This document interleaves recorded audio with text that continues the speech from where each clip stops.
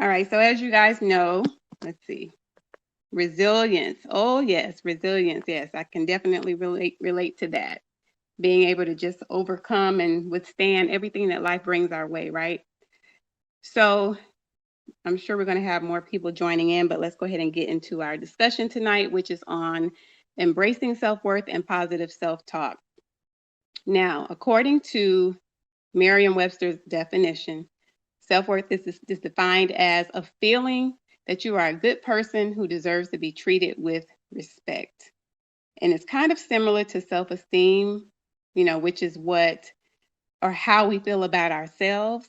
But self-worth says that even with my limitations or my feelings of inadequacy, I accept who I am and I know that I have value, that I'm needed, that I'm vital, and I'm necessary to this thing called life. Can anybody resonate with that? You know, it's something for me that came much later in life. Um, Welcome, Rebecca. Thanks for being here. Um, we've just basically shared one thing in the chat tonight, and that's what we like about ourselves. If you want to go ahead and chime in on that, but we all want to feel accepted, don't we?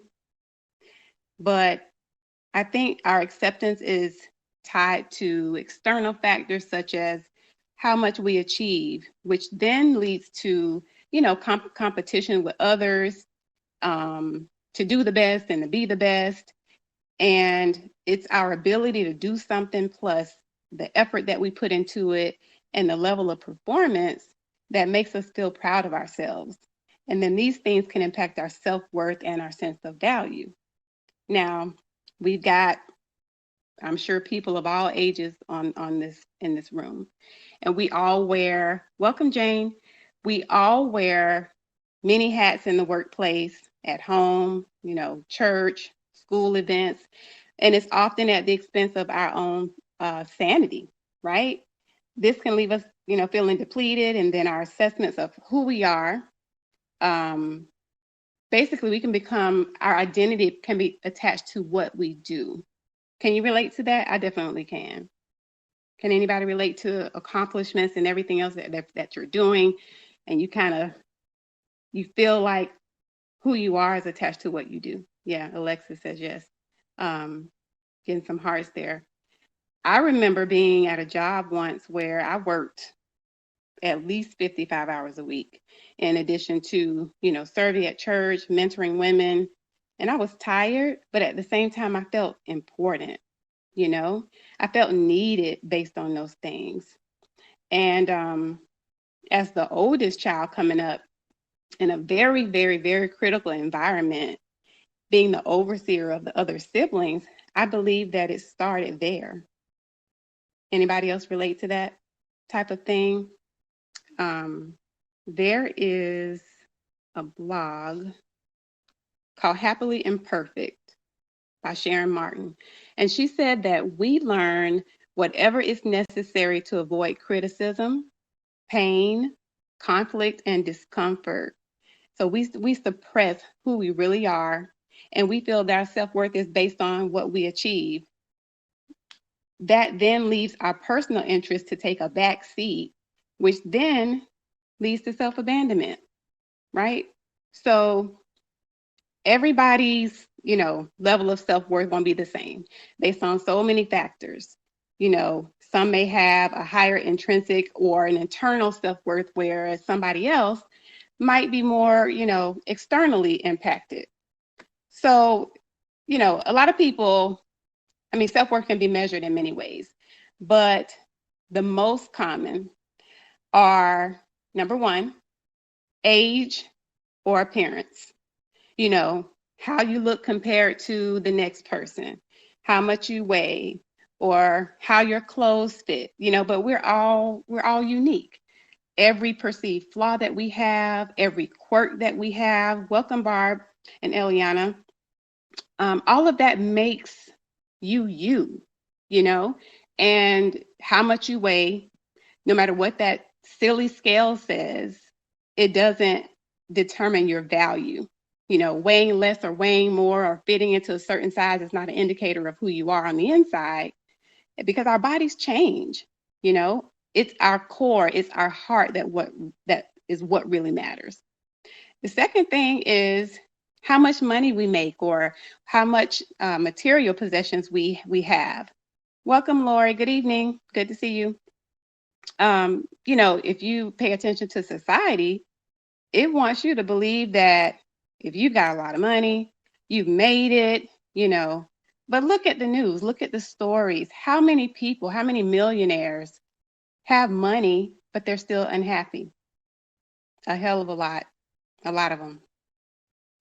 And, you know, if you're on social media, the number of followers you have, what's your following, you know, that's become out of control. It's very deceiving because everybody wants to be known or feel important, but half of these people following, they're just nosy. That's just my opinion. They're just nosy, you know, and their perception of you doesn't determine your value. They don't get to decide if you're worthy of a follow or a share. Do you feel what I'm saying? Eliana says my following is 0, and that's fine. That is fine.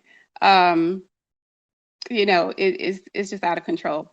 And then the next thing is what you do for a living. So somebody with a high profile position is often seen as more successful than, say, you know, a teacher or a school janitor, because the value goes back to, again, how much money you make or your material possessions. But what matters is that you enjoy what you do and that you do it well. And I don't know about you, but teachers should be way up there. Definitely should receive way more money than they do because they hold our children's, you know, future in their hands.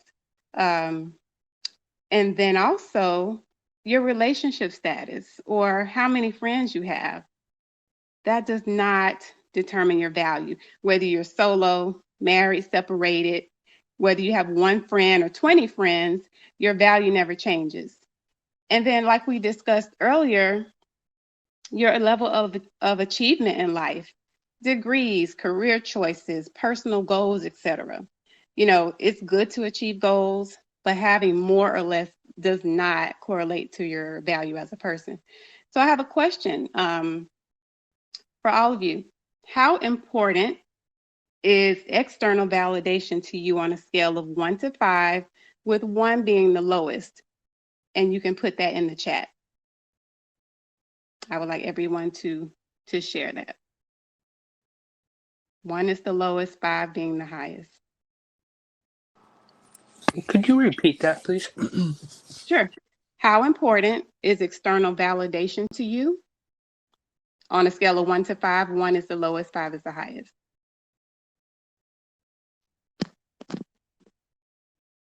So Alexis says 3, Lori says 4, Anari says 3,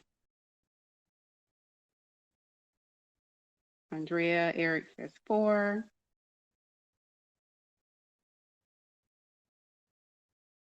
Jane, Mark, Jane says 4, Mark says 2. Okay, some variations there. Now, as you know, we're putting your number, I want you to think about, where did that come from, right? Because our level of self-worth is often correlated with how we talk to ourselves. You know, and this is going to be either positive or negative. So I'd like you to put your answer to our next question in the chat as well. If you were to describe yourself, would those words mostly be positive or negative? Eliana said 4 from before. So just put positive or negative.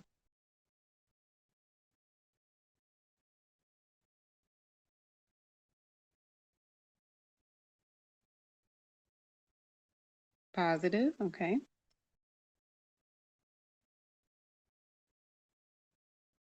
Eric says negative.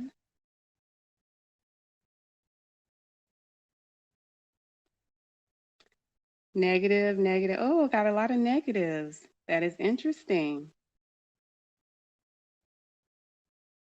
I think we are more inclined to pick ourselves apart because it's easier to point out all the things that we perceive that we may need to work on or change. And, I've been guilty of, beating myself up about a lot of different things.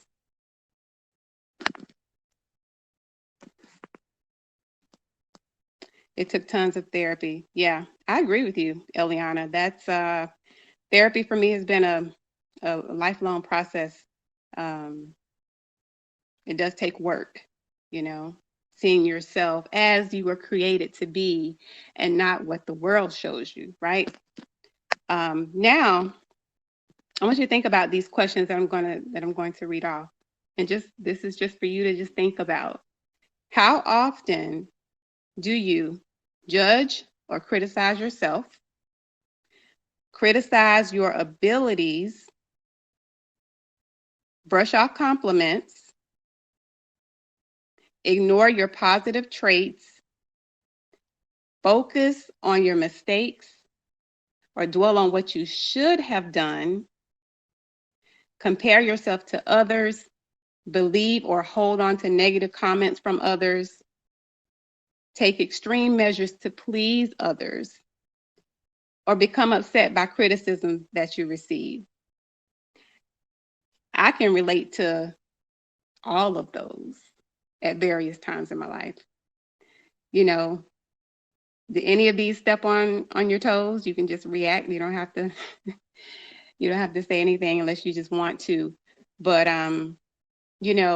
increasing our self-worth can start with self-compassion, right? It's so hard to, as many of you have said in the chat, it's hard to show yourself compassion sometimes, to be nice to yourselves, to speak positively when the negative thoughts come up, So my advice for that would be when those thoughts come, because sometimes they come fast and furious, give yourself a moment, let them pass, and then remind yourself that you are human and that everybody makes mistakes because we are all perfectly imperfect. You can take a list, you can take a piece of paper, and on the left side of that paper, write down all the negative things that you said about yourself, right? And then remember, none of those external things that we talked about, your self-worth, your job title, your number of friendships, your appearance, or what social media wants you to believe, determines your value. Welcome, Marianne. On the other side of that sheet of paper, what we're doing is we're talking about how to increase our self-worth. So you take a sheet of paper, on the left side, you're going to write down all the negative things that you've said to yourself. And on the right side, you're going to write out the positive things to counter those using action statements instead. For example, I am powerful and strong. I am capable of anything that I want to achieve. I will overcome. I am proud of myself. How easy is that to say to yourselves? Got a heart there. Tomorrow is always a new day. It's a new day for me to apply the lessons that I've learned today. Highlight your strengths. Okay, if you say, well, I don't really know what my strengths are. Okay, well, what are some underlying things that I can look at that can help me build my strengths? It's all about being gentle with ourselves and encouraging ourselves. Because sometimes, and there's a song, sometimes you have to encourage yourself because there's nobody else to do it, right? Whatever you come up with on this paper, put it somewhere where you can see it, whether that's on your bathroom mirror, whether that's in your car, on the fridge, or whatever, so that you can remind yourself. Because if we don't counter those thoughts, what we think can become our reality. Anybody resonate with that? And I think that, once you understand and accept who you are and you love yourself, you can reach a point where, welcome, Tam. You can reach a point where you no longer depend on people and accomplishments or other external factors for your self-worth. You know, you have to appreciate yourself for the work that you've done to get where you are. You know, I don't know your individual stories, but somebody said they love that they're resilient. And I know that there's a story behind that, right? So appreciate and love yourself for the work that you've done to get where you are, as well as learning to just understand yourself, accept yourself, and love yourself. You know, remind yourself that you don't need to please other people. No matter what they say, no matter what they do, regardless of what happens on the outside of you, you alone, just you, controls how you feel about yourself. And you have the power, right, to respond to events and circumstances based on your internal sources, resources. And those are the things that are a reflection of our true value, because it comes from the inside again, right? And what I'd like to know, if you're willing to share, when do you think your self-value or your self-worth was realized, or are you still working on that?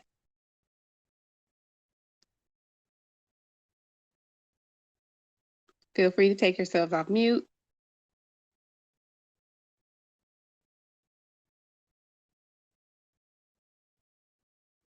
Not all at once. Still working on that. Okay, that's real. I think it's a process, right? Sure, Alexis. When do you think you realized your self-worth, whether it was earlier in life or later in life? Or maybe you're still working on it, like Lori, and that's fine.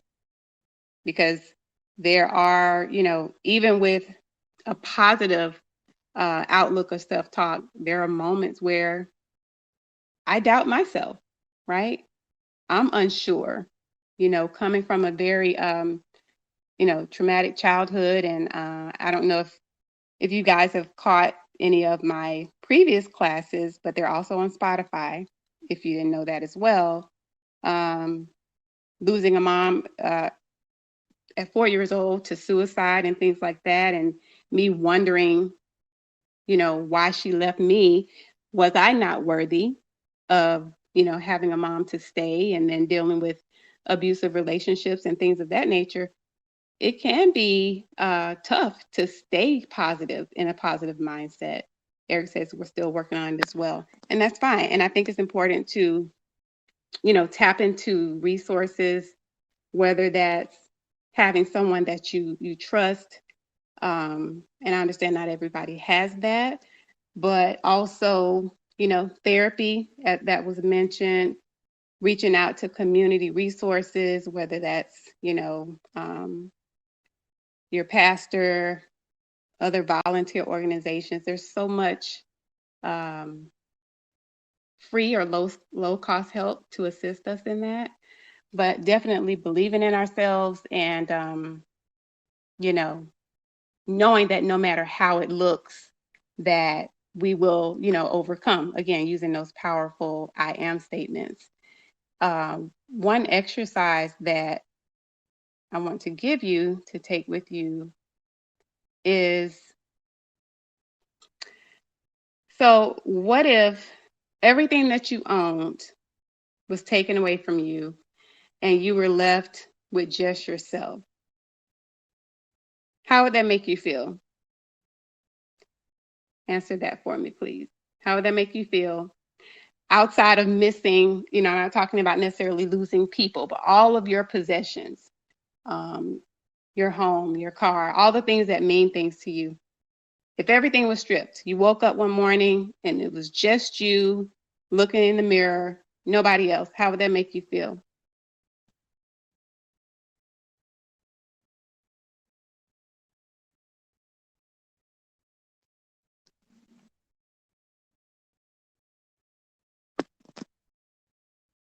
Completely lost. Yeah. Abandoned. Mm-hmm. Scary, right? Not knowing what's next.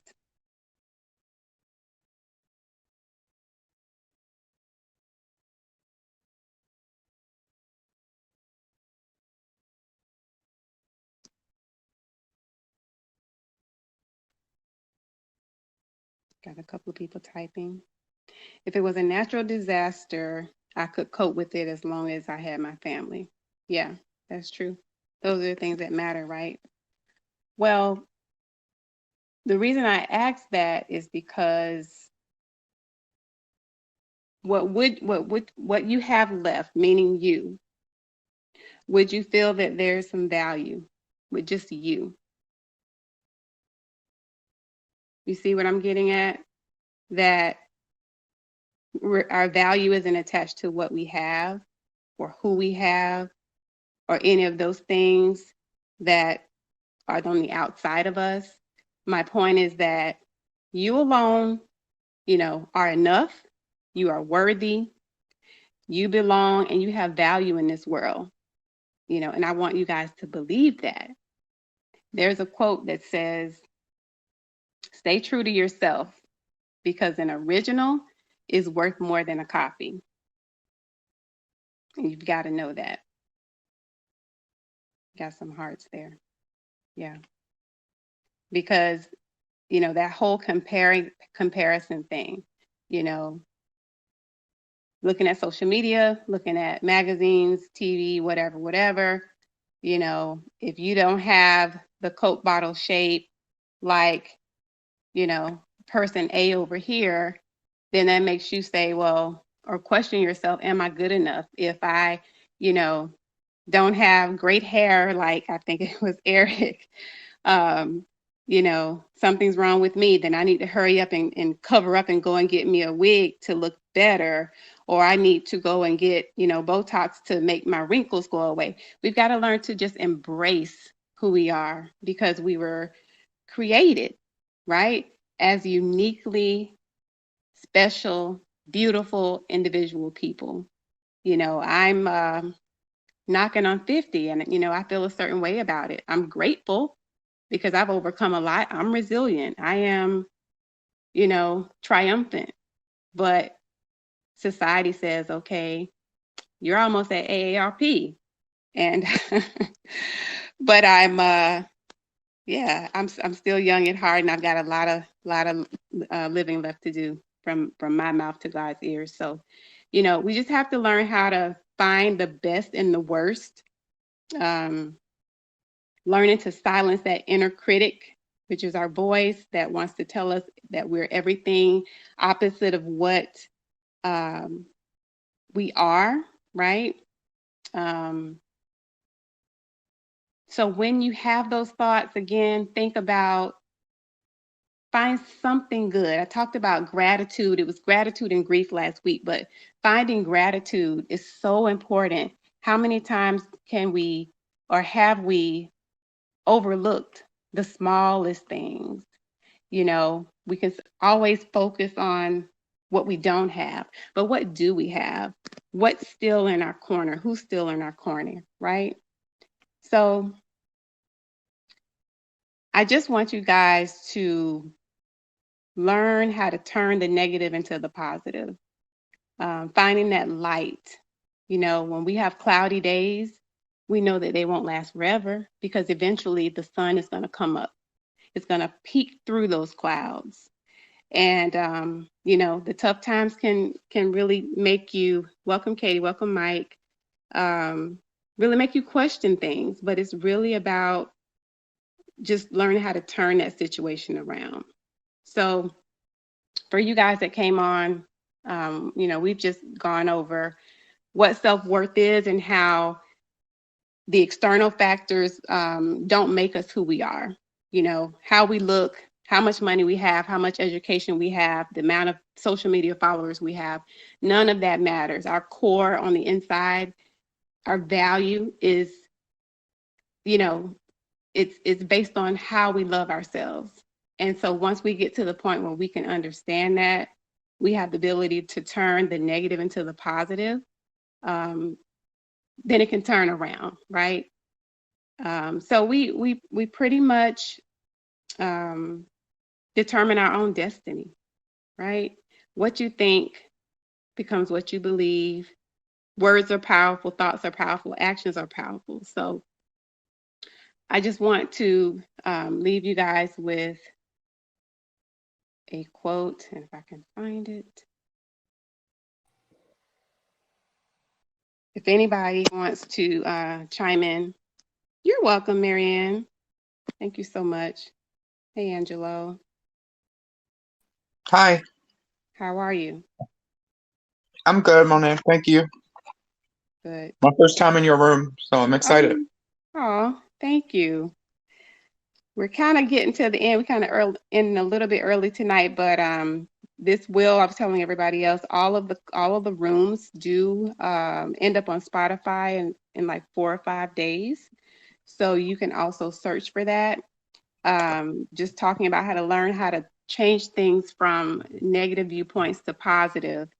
And none of the things that we own or have determine our value, right? Because it's internal. And I'm looking for a quote that I wanted to share. I apologize. I don't know what happened to it. And the one exercise that I did give everyone is to make a list on a sheet of paper. Oh, I love that, Eliana. I'm 61 and just started my youth. I know that's right. Because age is just a number. But making a list on a sheet of paper with all of the negative things that you've said to yourself, or even as they come up. And then on the opposite side, using I am or action statements to counter those thoughts. Because if we don't counter them, they live with us and they become our reality, if that makes sense. Right? Learning to love ourselves, yeah. So this quote is, I don't know how to say the last name, but it's by Mia Yamanuchi, I believe. The way you choose to think and speak about yourself, to yourself and others, is a choice. You may have spent your whole life talking about yourself in a negative way, but that doesn't mean you have to continue that path. And I love that because it resonated with me, with a lot of those little questions that I asked before, and I asked if any of those stepped on your toes, because I've worked and am working really hard to turn all of that around, right? And so that is basically all I have for tonight. Anybody have anything they want to share or chime in about, or anything that stuck with you from tonight?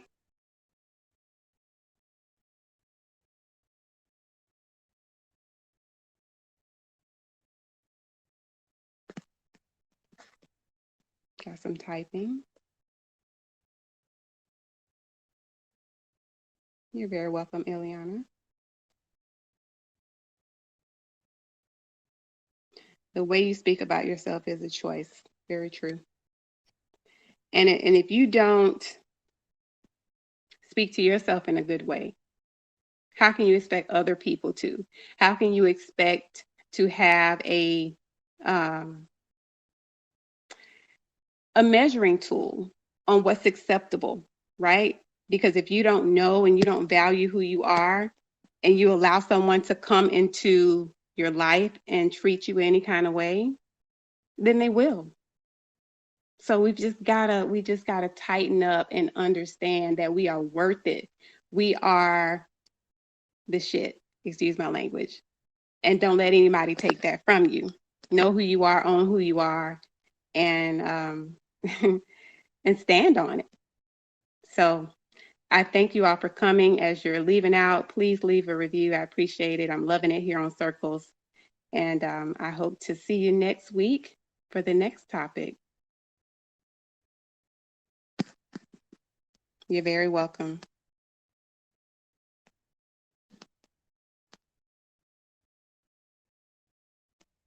Thank you, guys. Good night. Thank you.